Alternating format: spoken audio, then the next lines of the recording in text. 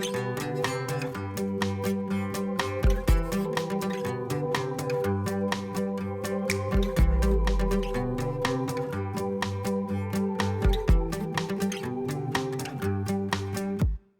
knows?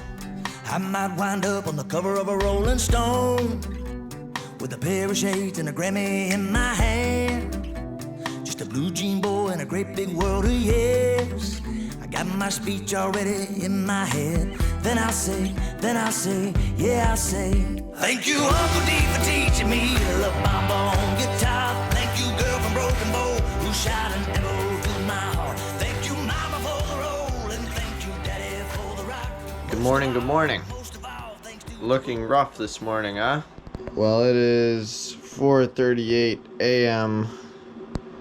June 6th, 2023. And today, we're gonna go along with a Maine lobsterman. And this is gonna be a day in the life of a Maine lobsterman. I'll be working on the boat. Gonna give it a shot. I'm looking forward to it. I heard it's gonna be some hard work and a long day. So, let's give it a shot. All right. So we're on the way to the lobster boat. Meet Vic, a Maine lobsterman. How you doing? So, it's early in the morning right now, and we're getting ready to start the day. So we're gonna stop in here and grab some coffee. Even though I already had some, maybe I'll have some more.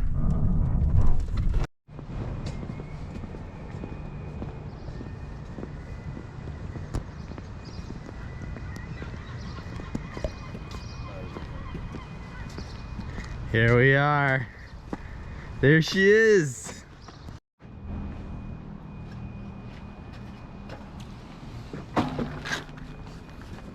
I use that like a Lucas stabilizer. Should we use that? The thick stuff?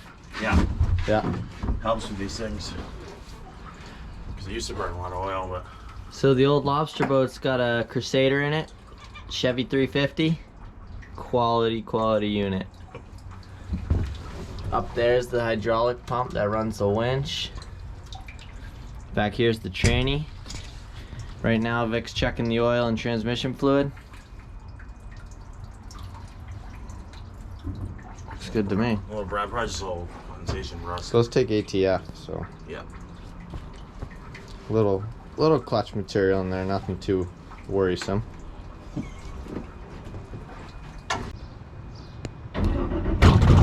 Good old 350.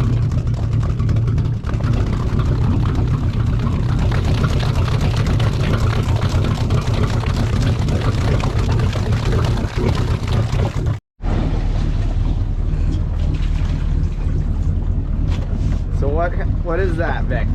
Pogie. Pogie? Pogies. Pogies.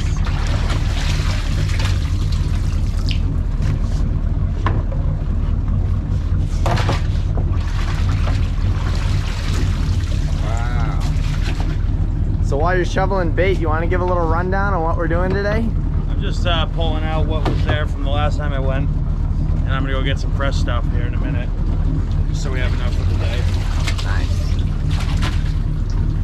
So essentially we're going out, we're going to pick up traps that you laid out the other day, and then we're gonna rebait them and set them back up. Yep.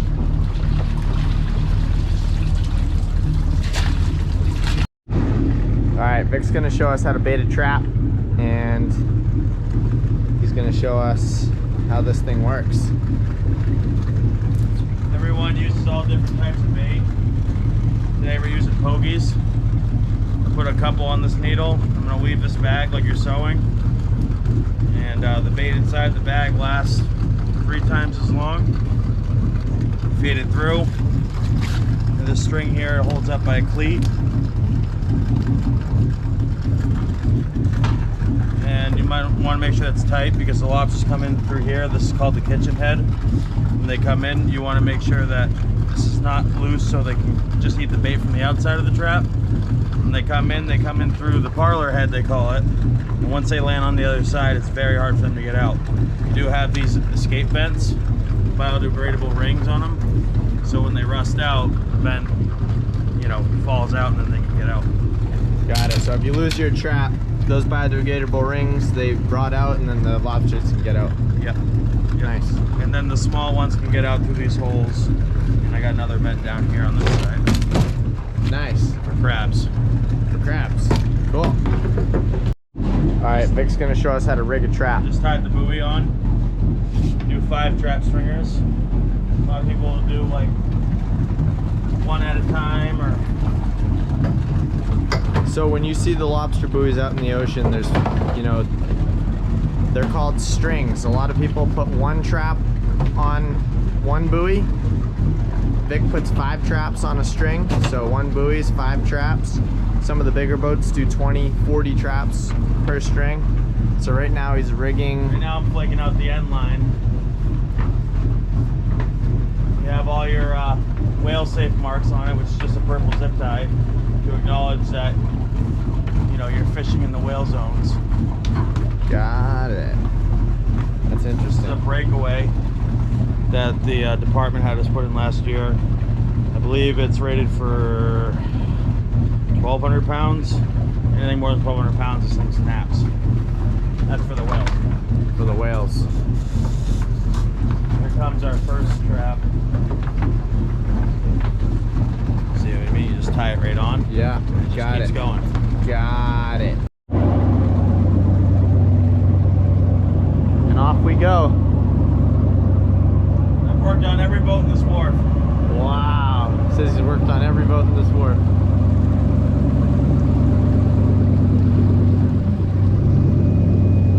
So one of the reasons why this is all can be public knowledge is because of how hard it is to get a commercial lobster permit. It's virtually impossible for anyone that's random.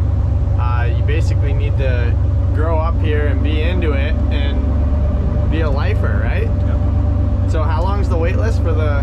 It's like over 20 years right now, I think. 20 years for a commercial lobster permit.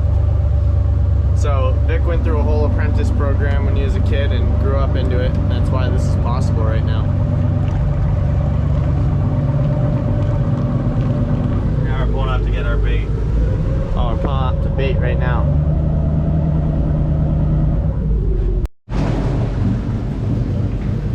See you later. So we just picked up some herring or haddock. We picked up haddock and pogies. All right, so right now we are headed out of Portland and we're going out into the ocean. We're gonna start our day. So first, I guess we'll lay these traps out in the string, and then we'll start picking up the traps that Vic has out. So during our boat ride, this is interview time. How many traps you got out there? Right now we have a little over 200. We're gonna try to get to 400 where I have a part-time job, but my license I can fish 800. All these guys can fish 800. They used to be able to fish almost 2,000, and just with the regulations through the years, they're cutting the trap limits. Wow. Yeah. Yep. No shit.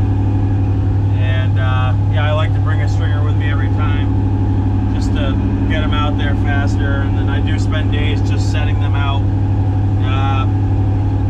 Depending on the time of year, I usually go out every 4 or 5 days, sometimes 3 at the earliest if they're around, and rebait them and send them back out. And you do that until Christmas time, and I take them out and I go do my winter job, the oil truck. Nice. Yeah, so what's give the scoop. YouTube loves the personal life. Give the basic scoop. When you're not lobstering. I'm usually 4-wheeling, or I'm driving truck, or, you know, spending time with my girlfriend. We live on a boat down at the marina, and yeah, my whole life is being on the ocean. That's all it is. Hell yeah. So Vic's really good shit, and yeah, it's a pleasure to be out here with you, brother. Oh yeah. Tune back So Vic lives on his boat too. So we're just a bunch of boat lifers, and lobster business is a hell of a business. So if this is a good day, Vic, how many lobsters will we have in a trap? What's a good trap? I'd like to see at least one a trap. At least one. But this time of year, where they're still not in the shed yet, you don't usually catch that. You one every other trap at the very most right now. Really? Unless you go out to federal waters, there's a lot more of them out there. But I don't have the boat for the federal permit. Got it. Oh, so it's a different permit to go out there. Yeah. Got it. Costs a lot of money. You have to stay within 3 miles? You have to stay outside of 3 miles with the federal permit. With me, I have to be inside 3 miles. Inside 3 mile line. Yeah. Got it. And then there's zones. This zone F goes from the edge of Cape Elizabeth down to Harpswell. Gotcha. That's zone F. Alright, well, I'm going to try and get the camera set up on a post up there or something so we can time-lapse this whole operation. But for now, the boat's going to get loud because we're going to get her up to headway speed and crank right along out to Vic's first traps.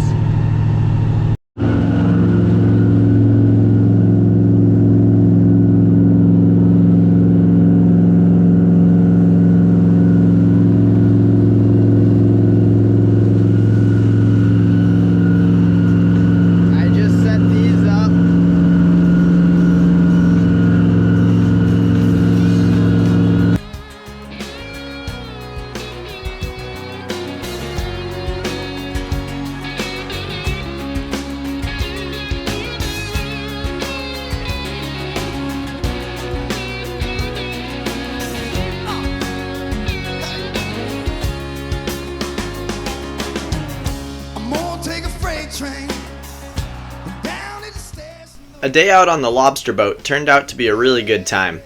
It's a very sequential process. Essentially, you pick up your traps that have been previously laid, you pull the lobsters out, you check them for size, you check to make sure they're not females.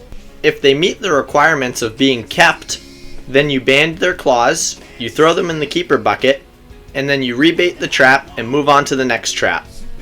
Once all of your traps in that string have been checked for lobster and rebaited, you send them back into the water one by one.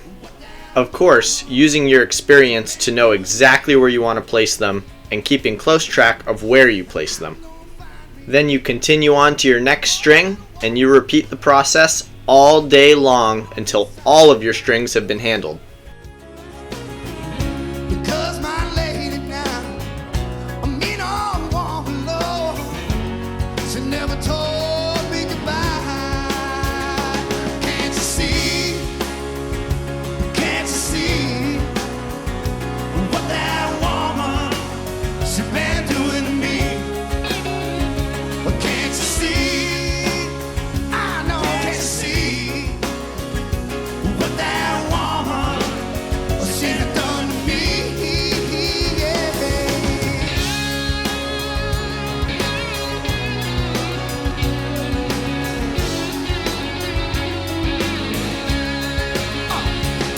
Come on.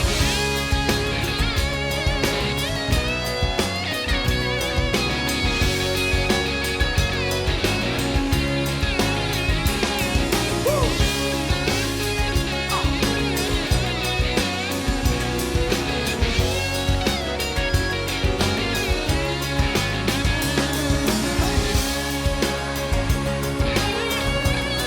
Yeah, make some racket, come on.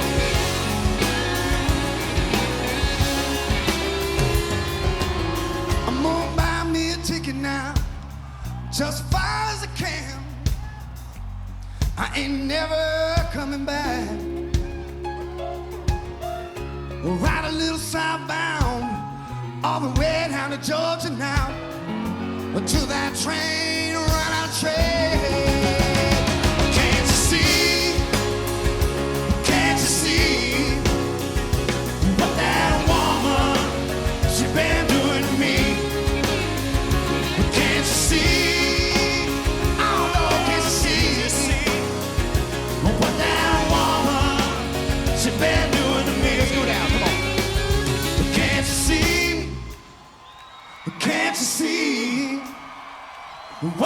that woman, she been doing to me. Come on, make it a little ragged.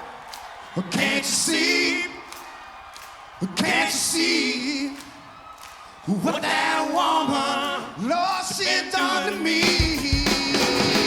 Can't you see? Can't you see what that woman, little bit of woman, been doing to me?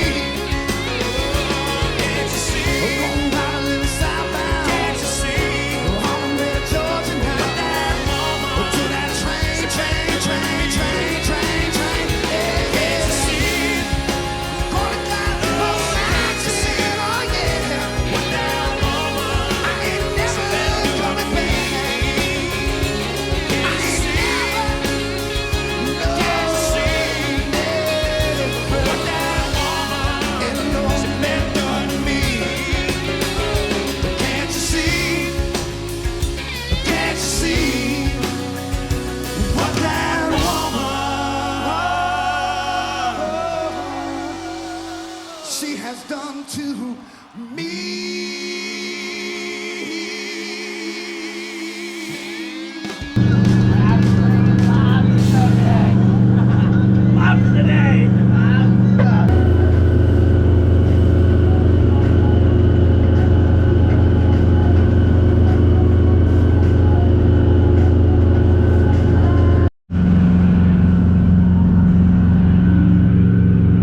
So that was a good day of lobstering, Vic. How many traps did we pull? 200. 200. How'd I do? Honest opinion. You did great. Gus did great. Hell yeah. That was actually a really good time. And you still got a half a day left.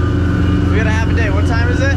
1. It's 1 o'clock, so we did 200 traps and it's 1 p.m. Just munching on some leftovers here. And now we're gonna go sell the lobster.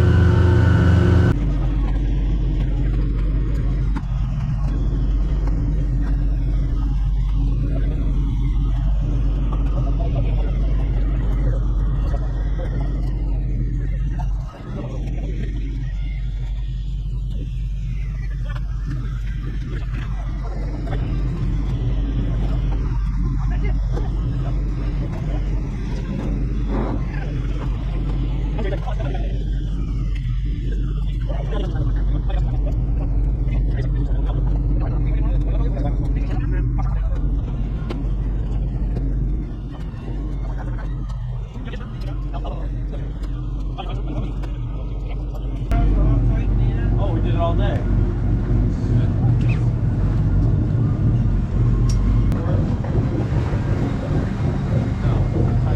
This is where you sell the lobster.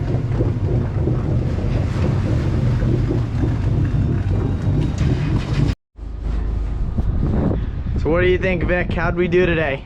Did great. Didn't catch as much as I thought, but No? no. Still early in the season. Early in the season, but that's a solid day on, very solid day on Gabrielle Marie. And I learned a lot about the lobster industry. We caught 75 pounds total, 35 pounds of crab, or 30 pounds of crab, and mostly soft shell lobster and some hard shell. Prior to this, I didn't even know there was a difference. But I will say that was a pretty cool experience. Give you a little sneak peek in the cabin here. The cabin. It's a mess right now. That's the hydraulic tank for the winch. There's a pump. Hydraulic pump. Water pump for the washdown. Cool boat. Cool boat. This is a quality boat. 25-foot BHM custom boat building, built in Maine. Quality unit. You can just feel how solid this thing is. She's freaking solid. So, well, thank you very much, Vic. No problem. It's a good time.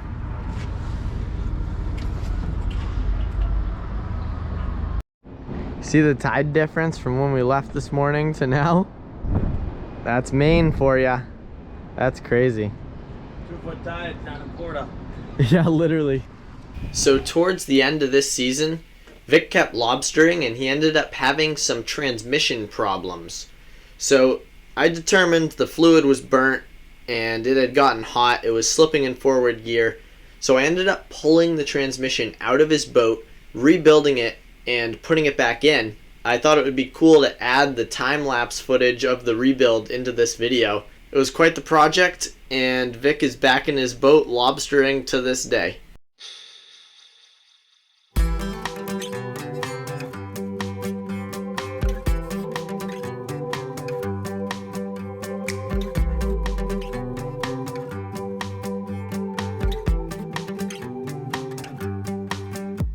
Who knows? I might wind up on the cover of a Rolling Stone with a pair of shades and a Grammy in my hand. Just a blue jean boy in a great big world of yes. I got my speech already in my head. Then I'll say, yeah, I'll say, thank you, Uncle D, for teaching me to love my bone guitar. Thank you, girl from Broken Bow, who shot an arrow through my heart. Thank you, Mama, for the roll, and thank you, Daddy, for the rock. Most of all, thanks to the bulls that bucked me off. Woo!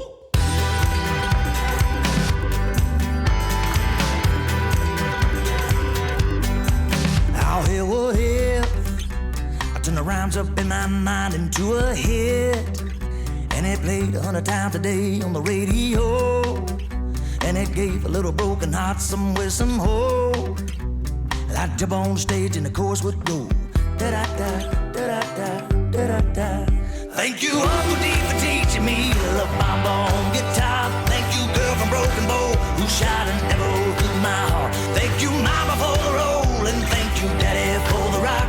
Most of all, thanks to the bulls that bucked me off.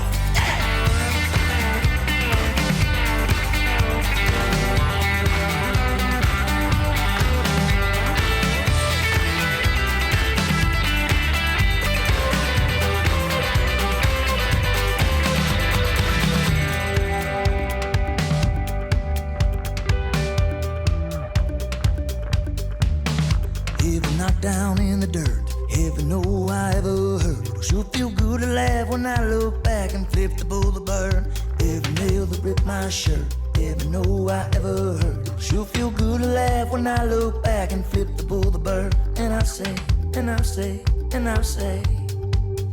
thank you, Uncle D, for teaching me to love my bone guitar. Thank you, girl from Broken Bow, who shot an arrow through my heart. Thank you, Lisbon, for the nights I needed edges to cool away. Thank you, vinyl, for the soundtrack to my life. It's sure been great. Thank you, Mama, for the road. All right. So I got the old Velvet Drive on the test stand here. Started giving it a little coat of primer. That's just the Bellhausen split because it doesn't line up perfect with the metal plate, but we're gonna fire her up.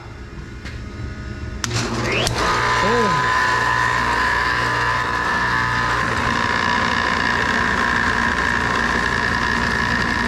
She's spinning. Forward. Neutral.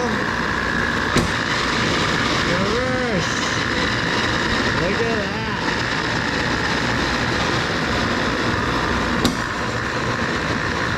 That's just the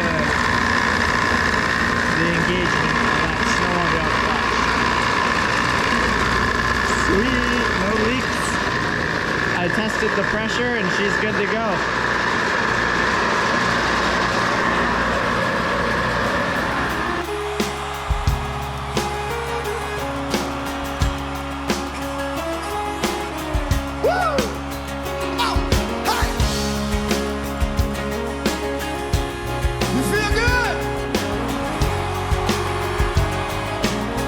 Do you feel real good? Woo!